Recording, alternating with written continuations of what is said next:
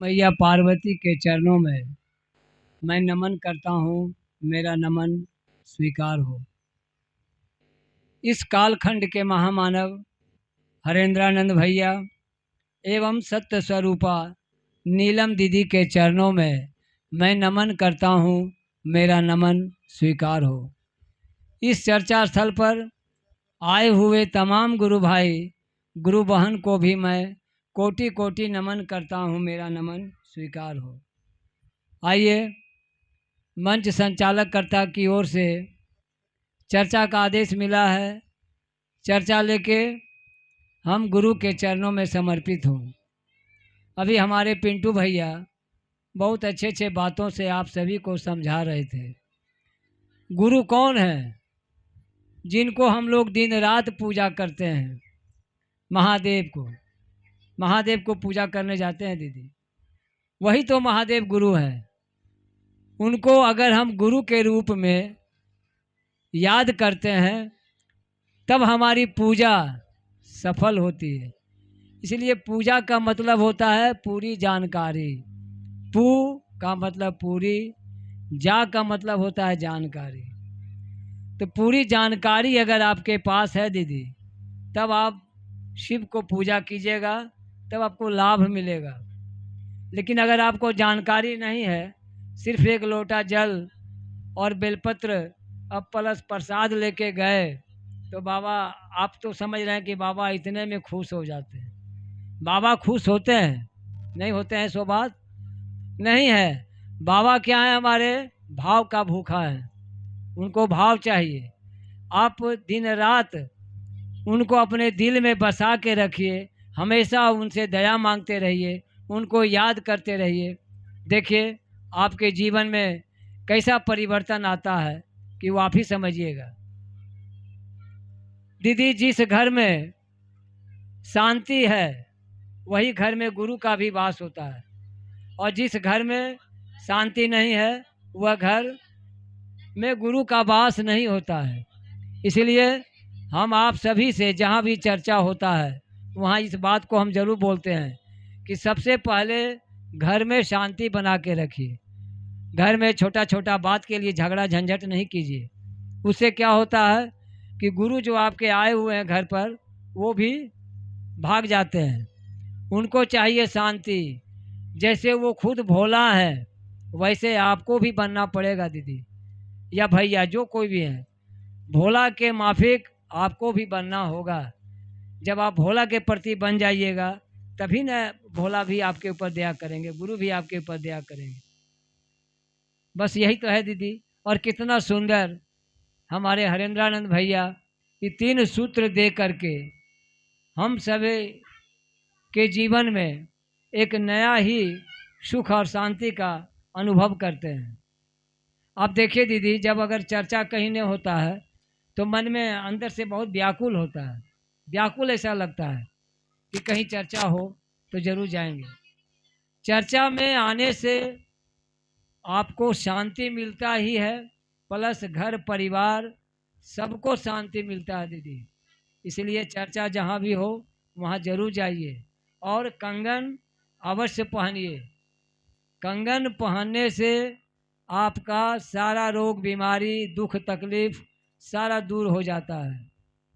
अगर कोई तरह का घटना दुर्घटना अगर आपके साथ घटने वाला है तो आपको ये पहले आगाह कर देगा। इसलिए दीदी कंगन अवश्य पहनिए। और जहाँ भी आप रहते हैं, अगर कोई भैया या दीदी शिव को गुरु अगर नहीं बनाए हैं तो आप उनको बनाने का काम कीजिए। जितना बनाइएगा दीदी उतना ही आपको और लाभ होगा। इसलिए हम लोगों का काम क्या है कि जो शिव से नहीं जुड़ा हुआ है उसको हम लोग जोड़ने का काम करें और चर्चा भी करते रहें।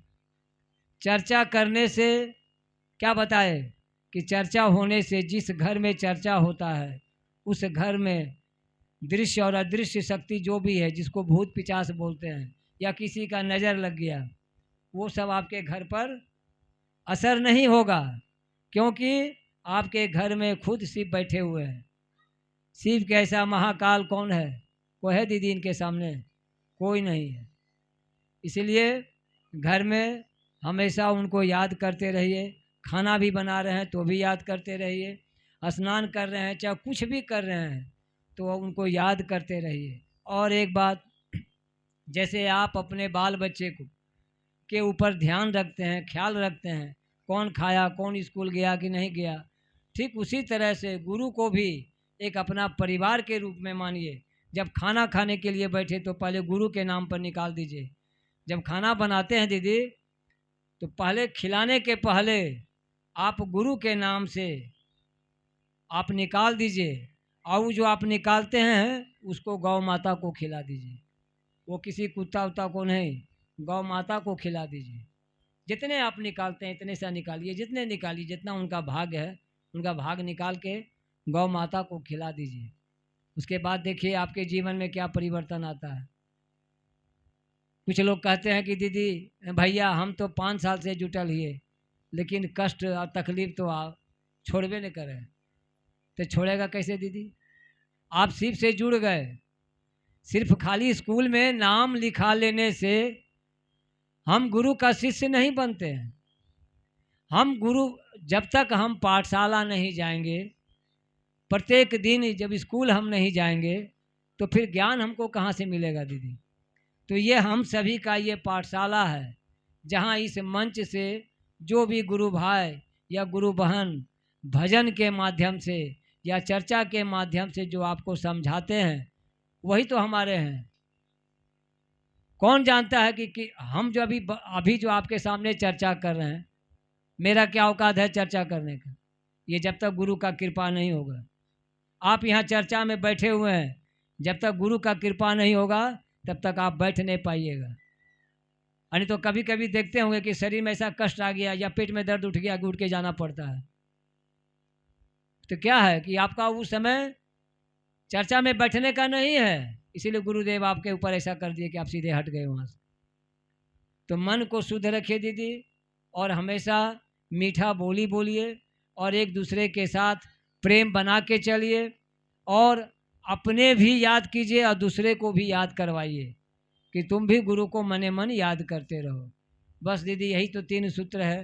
पहला सूत्र है दया मांगना, और दूसरा सूत्र है चर्चा करना, और तीसरा सूत्र है 108 बार गुरु का नमन करना। गुरु का नमन और कंगन इसीलिए बोलते हैं दीदी पहनने के लिए कि 12 राशि और 9 गो ग्रह होता है। 12 राशि और 9 ग्रह, इसी में हम सभी का जीवन समर्पित है। कोई ग्रह अगर गड़बड़ाया आपका तो या तो धन का कमी होगा, या तो शरीर में कष्ट होगा, या पर परिवार में दुख आफत आएगा। और 12 नक्षत्र है और 9 ग्रह है, तो नक्षत्र और ग्रह का समन्वय बनाने के लिए हम यह कंगन को पहनते हैं। तो इसको अगर 12 को 9 से गुना करते हैं तो बरनमा 78 से होता है, यानी 108 बार अगर आप गुरु का नमन कर लेते हैं तो ग्रह नक्षत्र आपका सब शांत रहता है। न धन का कमी होगा, न कोई आफत विपत आएगा, और न कोई शरीर में कष्ट होगा। हम ही लोग दीदी यह दिन रात चलते रहते हैं, क्या कारण है? इसलिए कि गुरु के प्रति समर्पित है। हम लोग जब भी घर से निकलते हैं गुरु कार्य में तो यह कह के निकलते हैं कि गुरु जी हम तो आपके कार्य में जा रहे हैं, मेरा काम कैसे होगा या ना होगा वो आप जानिए, आप उनके पर छोड़ के आइए। देखिए आपका काम इतना जल्दी हो जाएगा कि आपको भी नहीं पता चलेगा। तो ये सब उनका दया है, उनका कृपा है। इसलिए दीदी चर्चा जहाँ भी हो वहाँ पर जरूर जाइए, आधे घंटा 1-1 घंटा अपना हाजिरी जरूर बनाइए। ना भजन मिले, चर्चे करने का है तो चर्चे कीजिए। अरे क्या है, चर्चा में गुरु का 2 बात बोल देना है, हो गया। चर्चा क्या होता है कि गुरु के बारे में ही ना हम लोग बताते हैं कि अपना चर्चा करते हैं या घर का चर्चा करते हैं, नहीं। चर्चा जो भी होता है गुरु के बारे में ही बताया जाता है कि आज से बहुत पहले हम लोग इसी गुरु को बाबा भोले के नाम से जानते थे। जानते थे ना दीदी? कोई जानता था कि मैंने बाबा भोला गुरु भी होंगे?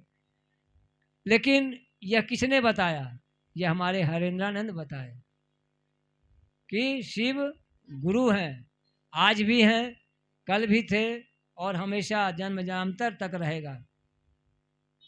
तो कहने का मतलब है कि जब से हम जान गए, मैंने जब जागा तब सवेरा, जब जान गए कि नहीं शिव हमारे गुरु हैं, तो गुरु को भी याद कीजिए और पूजा जो करते हैं पूजा भी कीजिए, तब देखिए आपको सफलता मिलता है। चलिए इन्हीं शब्दों के साथ मैं अपने वाणी को विराम देता हूँ। और फिर से आए हुए तमाम गुरु भाई गुरु बहन को मैं कोटि कोटि नमन करता हूँ। मेरा नमन स्वीकार।